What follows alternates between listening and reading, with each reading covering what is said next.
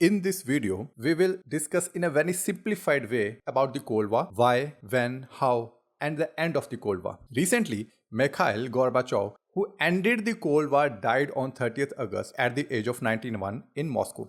He was the last Soviet president and helped in reunification of Germany. He also won a Nobel Peace Prize in 1990 for ending his Cold War. So our interest is inclined more in understanding that what is Cold War. Let us understand the Cold War in a lucid manner. In simplified words, the Cold War is a tense situation between two nations where their defense forces, let's say armies, stand off face to face with each other in a mood to dominate each other, but no bullet is fired. You understand? There is no firing, no bombing, nothing, just eye into eye, standing facing each other. Very good example to understand the Cold War are USA and Soviet Union, which began in mid-1945 after the World War II. So let's understand the Cold War in the context of USA and Soviet Union. After the World War II, the United States of America and its allies means friends in war, and the Soviet Union with its supporter states started a decades-long struggle for supremacy known as the Cold War. Now here, supremacy means struggle to become only superpower of the world. So now the soldiers of the Soviet Union and the United States did not do battles directly during the Cold War.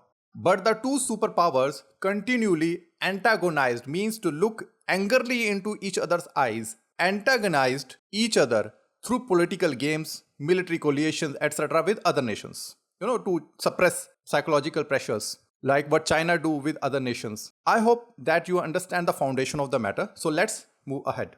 The Soviet Union and the United States had fought as friends against Nazi Germany, that is against Adolf Hitler and his army during the World War II. Means that the Soviet Union and America were friends when fighting against Germany. But their war friendship began to end as soon as the war ended in Europe in middle of May 1945. So the friends in war are becoming, enemies after the war. The Soviet Union wanted to have a buffer zone, which buffer zone means a gap between the two lines. Have a buffer zone or a gap between its border and the Western Europe. And in light of that, it started to set up a communist supporting governments in Poland, Hungary, Bulgaria, Czechoslovakia, Romania, Albania, and also in the East Germany. East Germany was under the control of Soviet Union because East Germany is towards the Soviet, today's Russia also, you can say, towards the Soviet.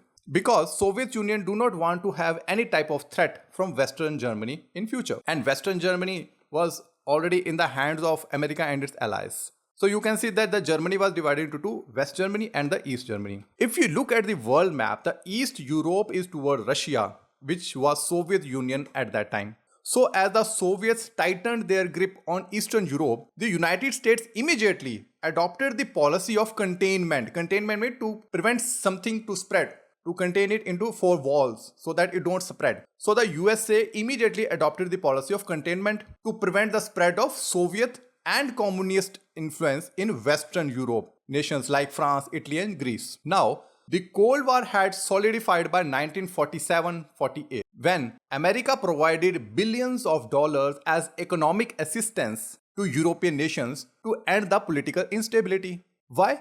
Because this political instability could open the door for communist mindset to take over the democratically elected governments in Europe. So that was the fear of America, which it wanted to prevent or end by feeding billions of dollars to European nations and keeping them toward its side. The Cold War reached its peak in 1948, between 1948 and 1953. In this period, the Soviets cut off all the roads and rail traffic to the city of Burlin in 1948.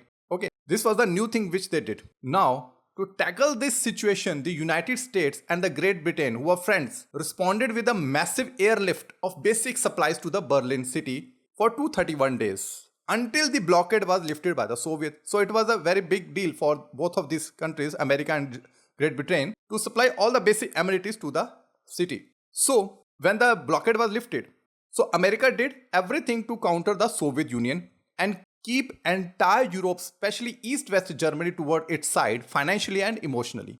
It's all game is about supremacy. Keep this thing in mind.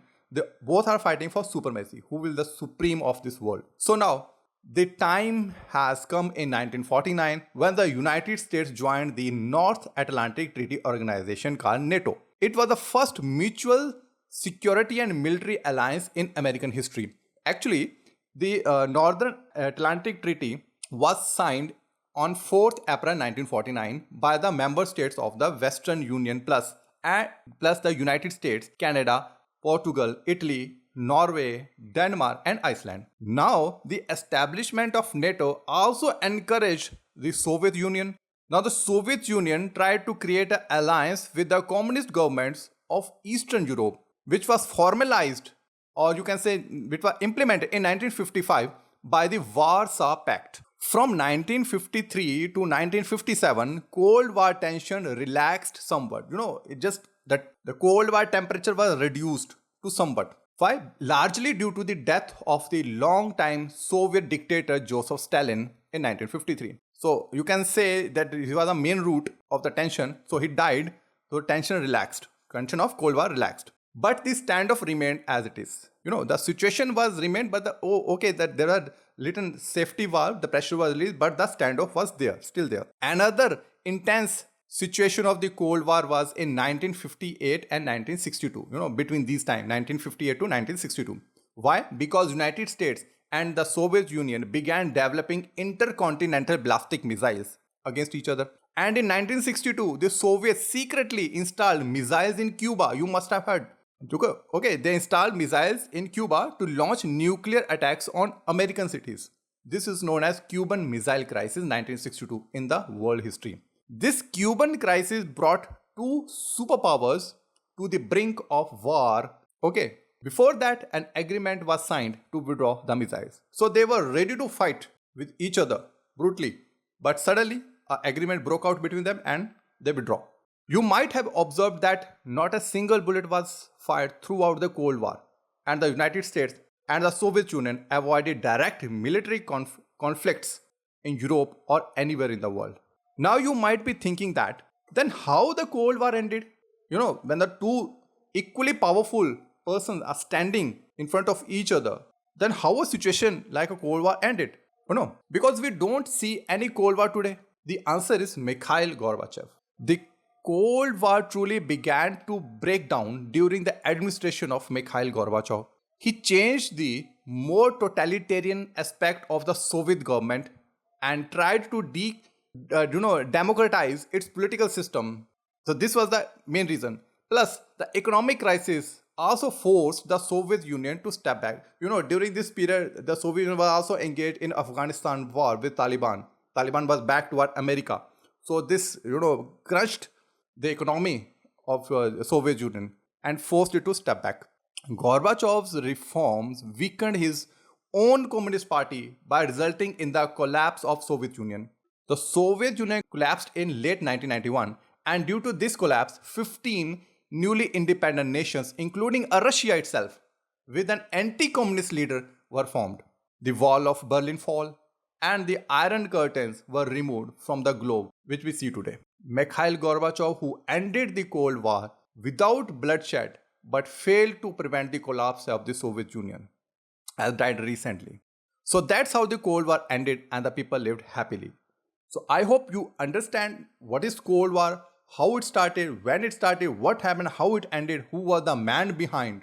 You got all these answers very clearly. That's all in today's session. See you soon.